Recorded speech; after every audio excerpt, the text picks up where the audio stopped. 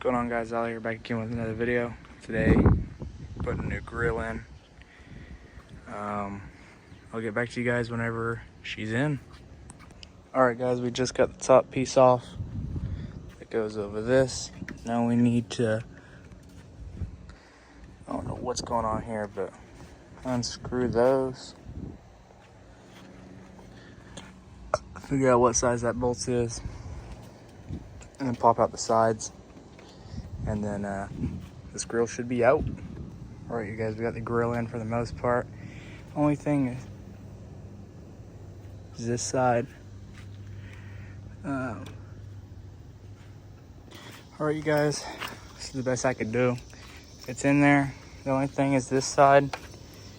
I don't know. I'll have to get, I'll probably end up just winging it and say freak that, but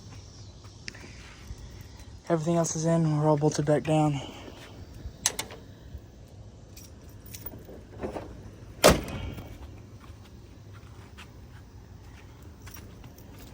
You guys want to hear?